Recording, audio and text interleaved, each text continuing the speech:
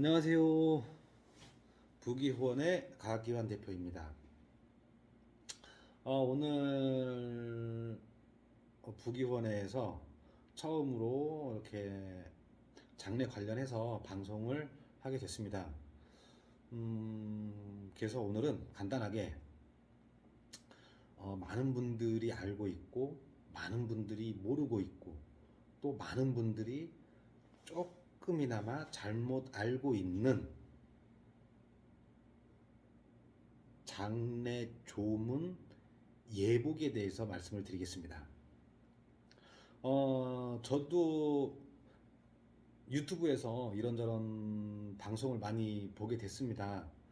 근데 공통적으로 다 같이 하나같이 똑같은 말이 조문 갈 땐 까만색 정장을 입어야 된다. 까만색 정장, 까만색 넥타이, 까만색 구두. 어, 열이면 열, 백이면 백. 다 그렇게 이야기를 하더라고요. 하지만 저는 생각이 좀 틀립니다. 장례 조문을 간다고 해서 무조건 까만색 정장에 까만색 넥타이에 까만색 구두를 신어야 된다.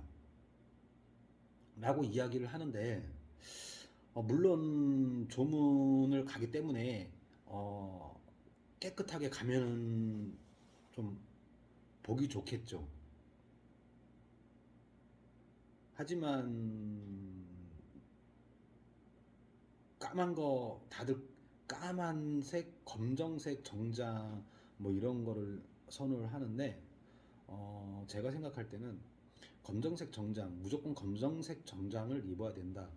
저는 아닙니다. 조문을 갈 때 슬리퍼에 추리닝에 뭐 작업복 뭐 또 뭐가 있을까요? 화려한 청바지? 네. 이런 것만 아니라고 하면 저는 괜찮습니다. 조문을 간다고 해서 무조건 검정색 정장을 입어야 되고 검정색 넥타이를 해야 되고 검정색 구두를 신어야 되고 요거는 좀 잘못된 표현이라고 봅니다. 왜냐면 이 또한 우리나라 장례 이 문화, 장례 이 절차가 제일 많이 바뀐 게 우리나라 일제강점기 시대 때 많이 바뀌게 됐습니다. 이 근조화환도 그때부터 형성이 되기 시작한 거죠. 최종적으로 바뀐 게 1933년도에 조선총독부에서 우리 이 가정의례 준칙을 싹 바꿨습니다. 바꾼 이유는 1930년대에 일본이 아시아를 점령하기 위해서 뭐 그때 당시 중일 전쟁이나 러일 전쟁 이걸 그다음에 태평양 전쟁을 일으키면서 막대한 전쟁 자금이 필요했던 거죠. 그러면서 바뀐 게 조금씩 바뀌어진 게 그때 당시 우리나라 이 장례 문화는 이 장례에 들어가는 비용이 정말 어마어마했습니다. 물론 왕족이나 사대부 집안 또 지금 현재 우리로 따지면 재벌 이런 집안에서들만 장례를 치르다 보니까 거기에 들어가는 비용이 어마어마했거든요. 그래서 이 비용을 전쟁 자금 확보하기 위해서 제가 알기로는 전쟁 자금을 확보하기 위해서 바뀐 게 우리 장례 문화를 바꾼 것이 그때 당시 조선총독부에서 1933년도 조선총독부에서 가정의례 준칙을 지금의 장례 문화로 싹 바꾸게 된 겁니다. 우리나라의 곳곳에도 아직 그때 흔적들 전쟁을 하기 위해서 무기를 만들던 뭐 공장이나 무기를 쌓아놓은 창고나 이런 게 아직도 우리나라 곳곳에 남아 있습니다. 참 가슴 아픈 일입니다.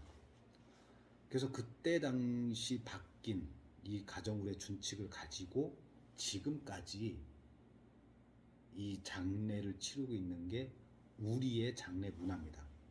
해서 이 까만색, 검정색 정장, 넥타이 요것도 우리 현대식 현대문화, 근대화 장례 문화로 발전된 게 아니라 그때 당시 일본 헌병에 의해서 강제적으로 바뀐 문화라고 볼 수가 있습니다. 그래서 저는 무조건 조문 갈 때 검정색 정장, 넥타이, 구두 무조건 그렇게 입어야 됩니다. 그게 맞습니다. 라고 말씀은 안 드립니다. 그냥 깔끔하게 하고 조문을 가셔도 됩니다. 아까 전에 말씀드린 뭐 작업복, 슬리퍼, 뭐 추리닝, 뭐 화려한 청바지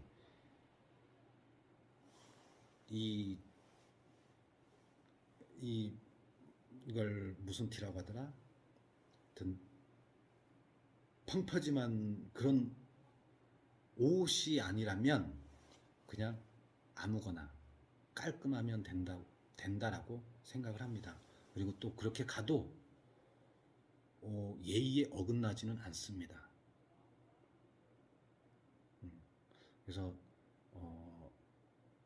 유튜브에서 나오는 많은 방송을 봤지만 하나같이 똑같은 게 검정색 정장, 검정색 넥타이, 검정색 구두 하나같이 다들 그렇게 말씀들을 하더라고요. 그래서 저는 굳이 그렇게 안 입어도 된다.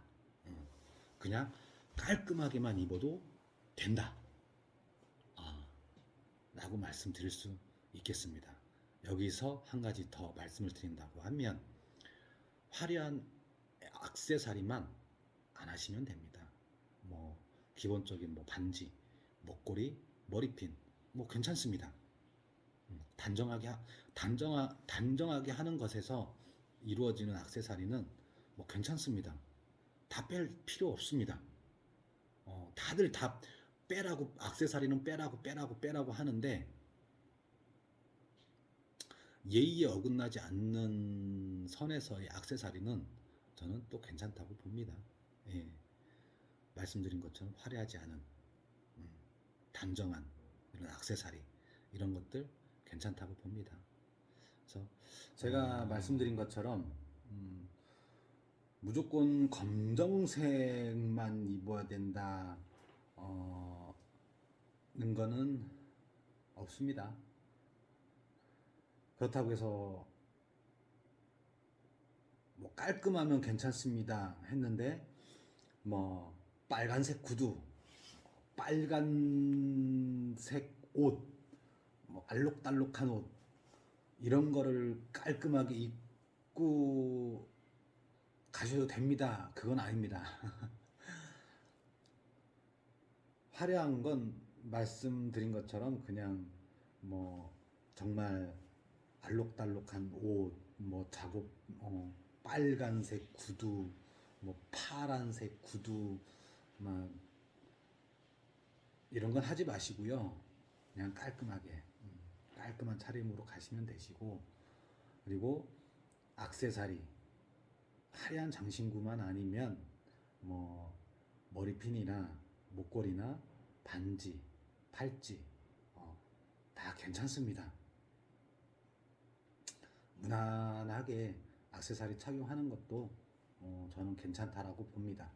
그리고 또 간혹 혹시 몰라서 말씀드리는 건데 간혹 저 머리 빨간색으로 염색을 했는데 보라색으로 염색을 했는데 이렇게 질문하실 분들은 하지 마세요. 뭐 내가 좋아서 머리를 뭐 보라색으로 염색을 하고 뭐 갈색으로 염색을 하고 뭐 파란색으로 염색을 했는데 조문 한번 가기 위해서 그걸 머리를 또 염색을 해야 된다? 안 해도 됩니다. 조문 가는데 일부러 까만색으로 머리까지 염색해서 어, 가야 된다는 거는 저는 그렇게 하지 않아도 된다라고 생각을 합니다. 어차피 머리 염색을 한 건데 조문 간다고 해서 그거를 다시 또 염색을 하는 건 어, 좀 그렇잖아요. 그래서 염색하신 분들은 어, 그냥 머리만 단정하게 어, 해서 단정하게 머리만 만져서 조문 가면 괜찮다고 봅니다. 그리고 또 어떤 분은 뭐 머리에 어, 뭐 왁스나 스프레이나 이런 것도 하면 안 된다라고 하는데 저는 괜찮다고 봅니다. 단정하게 깔끔하게 머리를 만지는 건데 왜 왁스를 바르면 안 되고 스프레이를 뿌리면 안 되고 음? 옛날 흔히 우리가 얘기하던 무스를 바르면 안 되는 왜 안 된다고 하는지 저는 그 이유를 모르겠습니다. 하지만 저는 괜찮습니다. 단정하게 하기 위해서는 머리를 만져야죠. 머리를 감고 말리고 그리고 또 머리를 깔끔하게 단정하게 하려면 뭐 왁스를 바른다든 스프레이를 뿌린다든 그래야 깔끔하잖아요. 저는 괜찮다고 봅니다. 머리를 안 만지면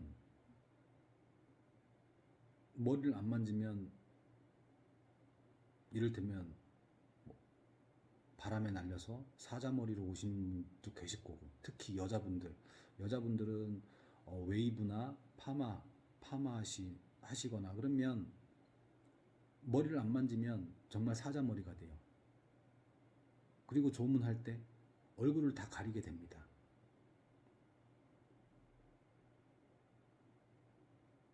그게 더 보기 안 좋습니다.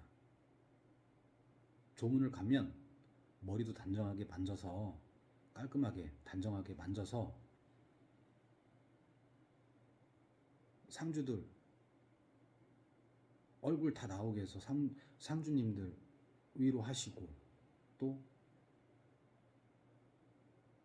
문상하시고 하시는 게 낫지 뭐 머리에다가 뭘 바르면 안 된다.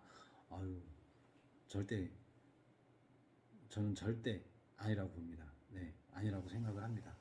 지금 시대가 많이 변한 만큼 그 시대에 따라가는 것도 예의라고 봅니다.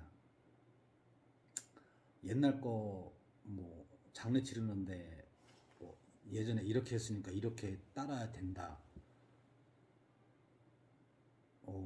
그러면 지금 시대가 이렇게 많이 변했는데 장래만 옛날 문화를 따라야 된다. 그건 아니죠. 물론 연세 있으신 분들은 요즘 문화를 못 따라가요. 그건 맞는 말이에요. 저도 나이가 아직 젊은데 지금 현재 문화를 못 따라가요. 그만큼 요즘 연령층에 따라서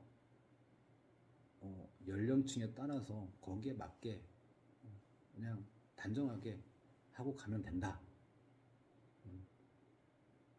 그렇게 보시면 됩니다. 그렇게 보시고 그렇게 하시면 됩니다. 누가 뭐라고 할 사람이 없습니다. 앞전에 제가 말씀드린 것만 아니면 그 누구도 뭐라고 하실 분이 안 계십니다. 오늘은 간단하게 이렇게 조문을 갈 때 장례, 조문, 예복에 대해서 말씀을 드렸습니다. 저 또한 제가 말씀드리는 게 무조건 100% 맞다 라고 할 수는 없습니다. 왜? 많은 지식인 분들이나 장례 지도사들이나 그리고 또 여기 관련된 뭐 교수님들이나 하나같이 똑같이 말할 수도 있고 아니면 그분들의 지식으로 말씀드릴 수도 있고 생각으로 말씀드릴 수 있기 때문에 그래서 100% 제가 말씀드린 게 맞다라는 건 없습니다. 저는 제 기준점에서 여러분들께 말씀을 드린 거기 때문에 그냥 오늘 제가 말씀드린 건 여러분들께서 참고사항으로 알아주셨으면 합니다. 오늘은 이렇게 간단하게 조문 예복에 대해서 말씀을 드렸습니다.